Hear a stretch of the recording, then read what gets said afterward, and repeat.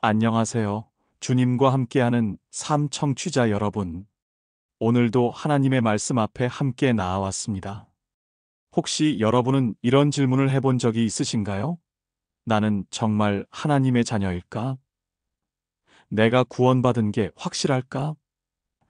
아마 많은 분들이 한 번쯤은 이런 의문을 품어보셨을 것입니다. 오늘 우리가 함께 읽을 요한일서 3장은 바로 이 질문에 대한 명확한 답을 주는 말씀입니다. 사도 요한은 우리에게 하나님의 놀라운 사랑이 무엇인지, 그리고 진정한 하나님의 자녀는 어떻게 살아가야 하는지를 구체적으로 보여줍니다. 세상은 우리를 이해하지 못할 수도 있습니다. 때로는 우리 자신도 확신이 서지 않을 때가 있을 것입니다. 하지만 하나님의 말씀은 분명히 말씀하십니다. 우리는 하나님의 자녀이며 그 증거는 우리의 삶 속에서 나타난다고 말입니다. 그렇다면 지금부터 요한일서 3장 말씀을 천천히 깊이 있게 묵상해 보겠습니다. 여러분의 마음을 열고 성령님께서 말씀하시는 음성에 귀 기울여 주시기 바랍니다. 1절 하나님의 놀라운 사랑. 보라, 아버지께서 어떠한 사랑을 우리에게 주사 하나님의 자녀라 일컬음을 얻게 하셨는가. 우리가 그러하도다. 그러므로 세상이 우리를 알지 못함은 그를 알지 못함이라. 요한은 보라라는 감탄사로 시작합니다. 이는 우리의 주의를 환기시키는 표현입니다. 마치 이것을 놓치지 마세요 라고 외치는 것과 같습니다. 하나님께서 우리에게 주신 사랑은 단순한 호감이나 동정이 아닙니다. 그것은 우리를 당신의 자녀로 입양해 주신 법적이고 영적인 사랑입니다. 원래 우리는 죄인이었고 하나님과 원수 관계에 있었습니다. 그런데 하나님은 우리를 자녀로 삼으셨습니다. 이것이 은혜입니다. 그러나 세상은 이런 하나님의 사랑을 이해하지 못합니다. 왜일까요? 세상은 하나님을 모르기 때문입니다. 그래서 하나님의 자녀인 우리의 가치관과 삶의 방식을 이상하게 여길 수 있습니다. 이것은 자연스러운 현상입니다. 2절 영광스러운 미래 소망. 사랑하는 자들아, 우리가 지금은 하나님의 자녀라. 장래에 어떻게 될 것은 아직 나타나지 아니하였으나 그가 나타내심이 되면 우리가 그와 같을 줄을 아는 것은 그에 계신 그대로 볼 것을 인함이니. 지금은이라는 표현에 주목해 보세요. 우리의 신분은 미래의 가능성이 아니라 현재의 확실한 현실입니다. 우리는 지금 이 순간도 하나님의 자녀입니다. 하지만 동시에 아직 완성되지 않은 부분이 있습니다. 우리가 어떤 모습으로 변화될지는 아직 완전히 계시되지 않았습니다. 그러나 한 가지는 확실합니다. 예수님께서 재림하실 때 우리는 그분과 같은 영광스러운 몸으로 변화될 것입니다. 왜냐하면 우리가 그분을 그에 계신 그대로 볼 것이기 때문입니다. 이것이 그리스도인의 소망입니다. 지금은 불완전하지만 장래에는 완전해질 것이라는 확신입니다. 3절 거룩을 추구하는 삶. 주를 향하여 이 소망을 가진 자마다 그의 깨끗하심과 같이 자기를 깨끗하게 하느니라. 진정한 소망은 우리의 현재 삶을 변화시킵니다. 미래의 예수님과 같아질 것이라는 소망을 가진 사람은 지금부터 그분처럼 살려고 노력합니다. 자기를 깨끗하게 한다는 것은 도덕적, 영적 순결을 추구하는 것을 의미합니다. 이것은 억지로 하는 것이 아니라 소망에서 나오는 자연스러운 열매입니다. 마치 사랑하는 사람을 만나러 가기 전에 자신을 단정하게 하는 것과 같습니다. 4절에서 5절 죄의 본질과 예수님의 목적. 죄를 짓는 자마다 불법을 행하나니 죄는 불법이라. 그가 우리 죄를 없이 하려고 나타나신 것을 너희가 아나니 그에게는 죄가 없느니라. 요한은 죄의 본질을 명확히 정의합니다. 죄는 단순한 실수나 약점이 아닙니다. 그것은 하나님의 법을 의도적으로 어기는 불법입니다. 죄는 하나님의 권위에 대한 반역입니다. 그런데 예수님은 완전히 다르십니다. 그분에게는 전혀 죄가 없으십니다. 그런 분이 왜 이 땅에 오셨을까요? 바로 우리의 죄를 없애시기 위해서입니다. 죄 없으신 분이 죄인을 위해 대신 죽으셨습니다. 이것이 복음의 핵심입니다. 6절 참된 신자의 삶. 그 안에 거하는 자마다 범죄하지 아니하나니 범죄하는 자마다 그를 보지도 못하였고 그를 알지도 못하였느니라. 이 구절은 종종 오해받기 쉬운 말씀입니다. 이것이 그리스도인은 절대 죄를 짓지 않는다는 뜻일까요? 그렇지 않습니다. 여기서 범죄하지 아니한다는 것은 계속해서 습관적으로 죄를 짓지 않는다는 의미입니다. 진정으로 예수님을 아는 사람은 죄를 사랑하지 않습니다. 죄를 지을 때마다 괴로워하고 회개하며 다시는 그런 죄를 짓지 않으려고 노력합니다. 반면 죄를 계속해서 즐기며 살아가는 사람은 예수님을 진정으로 알지 못하는 사람입니다. 7절로 8절 의와 죄의 근본적 차이. 자녀들아, 아무도 너희를 미혹하지 못하게 하라. 의를 행하는 자는 그의 의로우심과 같이 의롭고 죄를 짓는 자는 마귀에게 속하나니 마귀는 처음부터 범죄함이라. 하나님의 아들이 나타나신 것은 마귀의 일을 멸하려 하심이라. 요한은 강력히 경고합니다. 미혹당하지 말라. 진정한 신자는 의를 행합니다. 이것은 구원을 얻기 위해서가 아니라 구원받은 결과로 나타나는 것입니다. 반대로 지속적으로 죄를 사랑하고 실천하는 사람은 마귀에게 속한 자입니다. 이것은 매우 심각한 경고입니다. 예수님은 바로 이런 마귀의 일을 파괴하시기 위해 오셨습니다. 9절 하나님의 씨가 있는 삶. 하나님께로부터 난 자마다 죄를 짓지 아니하나니 이는 하나님의 씨가 그의 속에 거함이요 저도 범죄치 못하는 것은 하나님께로부터 났음이라. 하나님의 씨는 하나님의 생명, 즉 성령님을 가리킵니다. 진정으로 거듭난 사람의 내면에는 하나님의 생명이 있습니다. 이 생명은 죄와 양립할 수 없습니다. 마치 빛과 어둠이 공존할 수 없듯이 하나님의 생명이 있는 곳에서는 죄가 편안할 수 없습니다. 그래서 참된 그리스도인은 죄를 지을 때마다 불편함을 느끼고 회개하게 됩니다. 10절 두 가지 구별 표시. 이러므로 하나님의 자녀들과 마귀의 자녀들이 나타나나니 무릇 의를 행치 아니하는 자나 또는 그 형제를 사랑치 아니하는 자는 하나님께 속하지 아니하니라. 하나님의 자녀와 마귀의 자녀를 구별하는 두 가지 명확한 표시가 있습니다. 첫째는 의를 행하는 것이고 둘째는 형제를 사랑하는 것입니다. 이 두 가지가 없다면 그 사람이 아무리 신앙을 고백해도 하나님께 속하지 않은 자입니다. 이것은 매우 실제적인 기준입니다. 우리는 이 기준으로 자기 자신을 돌아보아야 합니다. 11에서 12절 사랑의 명령과 가인의 경고. 우리는 서로 사랑할지니 이는 너희가 처음부터 들은 소식이라. 가인같이 하지 말라. 그는 악한 자에게 속하여 그 아우를 죽였으니 어떤 이유로 죽였느냐. 자기의 행위는 악하고 그 아우의 행위는 의로움이라. 서로 사랑하라는 명령은 새로운 것이 아닙니다. 이것은 복음의 시작부터 주어진 핵심 메시지입니다. 가인은 부정적인 모델입니다. 그는 왜 동생 아벨을 죽였을까요? 시기심 때문입니다.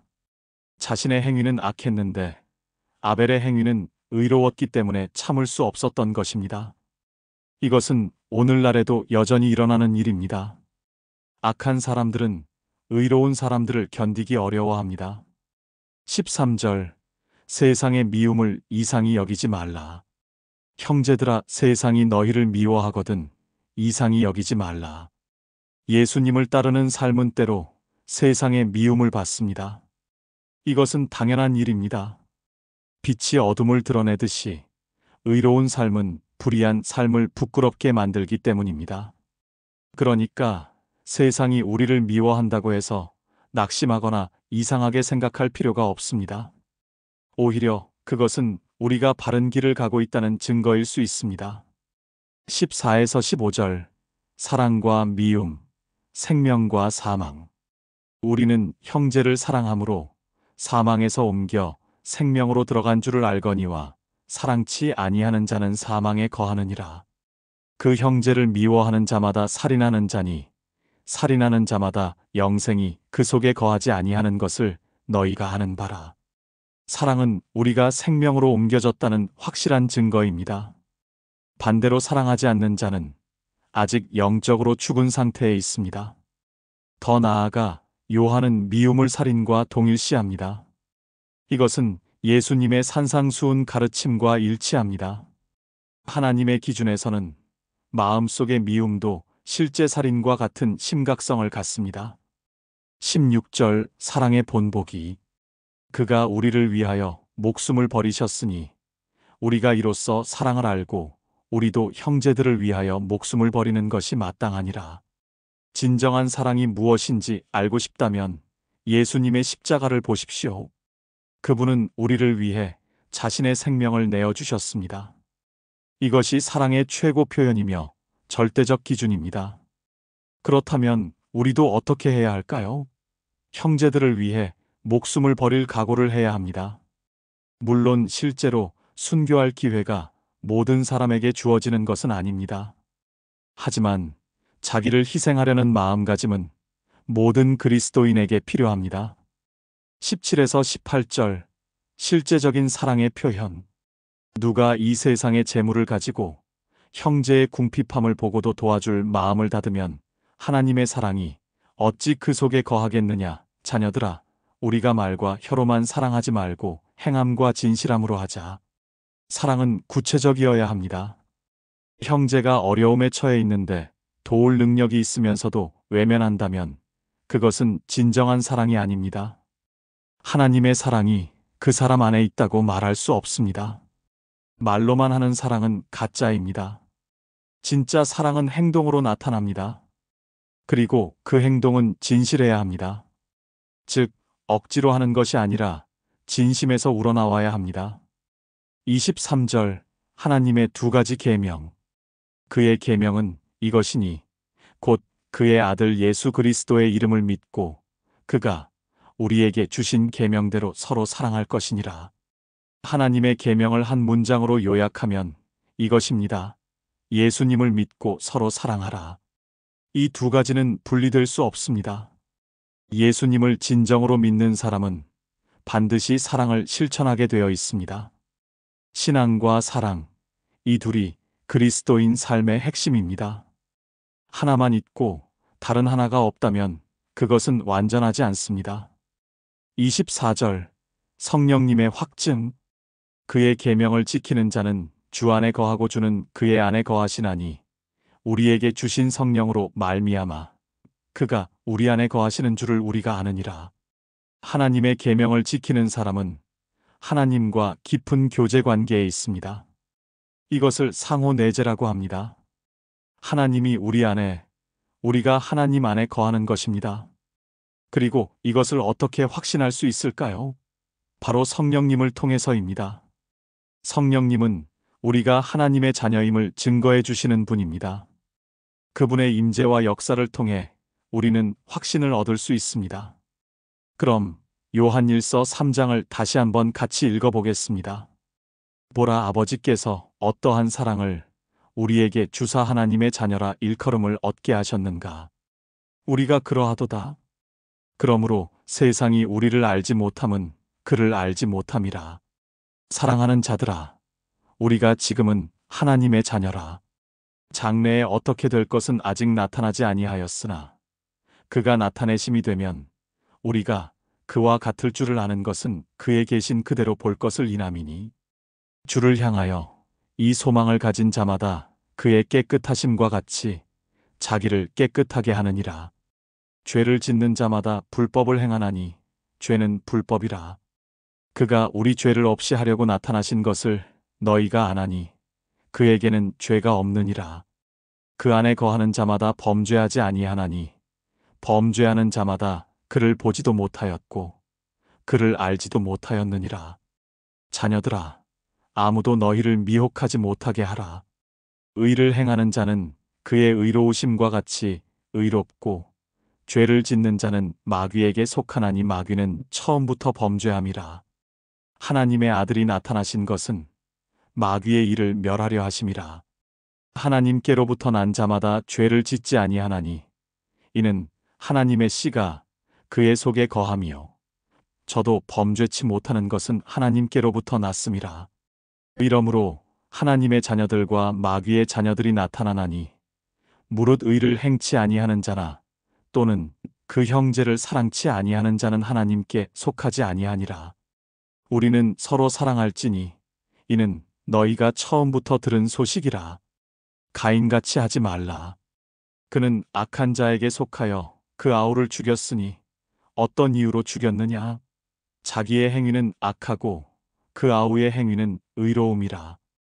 형제들아, 세상이 너희를 미워하거든 이상히 여기지 말라. 우리는 형제를 사랑함으로 사망에서 옮겨 생명으로 들어간 줄을 알거니와 사랑치 아니하는 자는 사망에 거하느니라.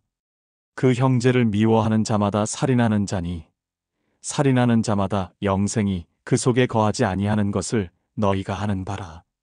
그가 우리를 위하여 목숨을 버리셨으니 우리가 이로써 사랑을 알고 우리도 형제들을 위하여 목숨을 버리는 것이 마땅하니라. 누가 이 세상의 재물을 가지고 형제의 궁핍함을 보고도 도와줄 마음을 닫으면 하나님의 사랑이 어찌 그 속에 거하겠느냐? 자녀들아, 우리가 말과 혀로만 사랑하지 말고 행함과 진실함으로 하자. 이로써 우리가 진리에 속한 줄을 알고 또 우리 마음을 주 앞에서 굳세게 하리니 이는 우리 마음이 혹 우리를 책망할 일이 있어도 하나님은 우리 마음보다 크시고 모든 것을 아시기 때문이라. 사랑하는 자들아, 만일 우리 마음이 우리를 책망할 것이 없으면 하나님 앞에서 담대함을 얻고 무엇이든지 구하는 바를 그에게서 받나니 이는 우리가 그의 계명들을 지키고 그 앞에서 기뻐하시는 것을 행함이라. 그의 계명은 이것이니 곧 그의 아들 예수 그리스도의 이름을 믿고 그가 우리에게 주신 계명대로 서로 사랑할 것이니라.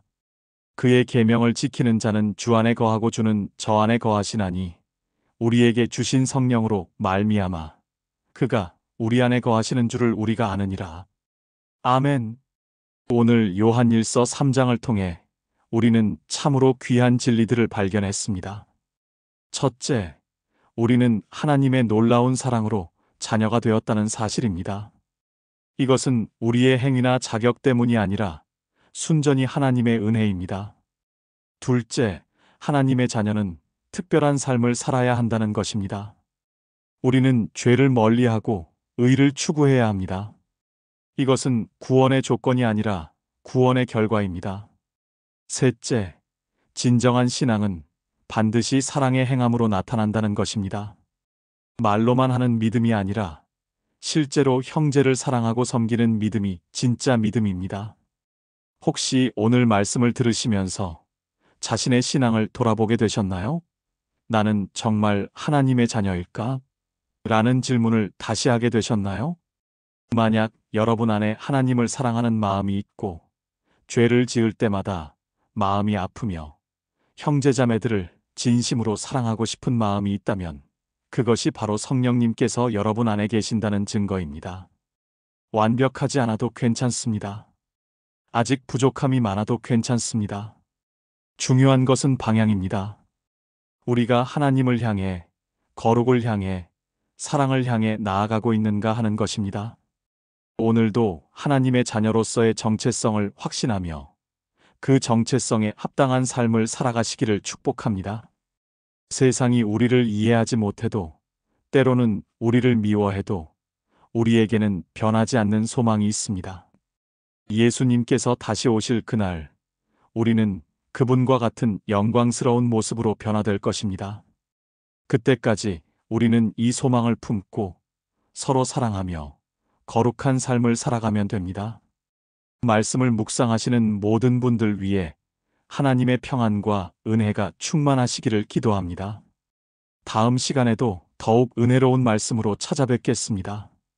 구독과 좋아요, 그리고 여러분의 댓글은 더 많은 사람들에게 하나님의 말씀을 전하는데 큰 힘이 됩니다. 말씀을 나누고 싶은 분들께 공유도 해주세요. 오늘도 말씀 안에서 승리하는 하루 되시길 바랍니다. 감사합니다.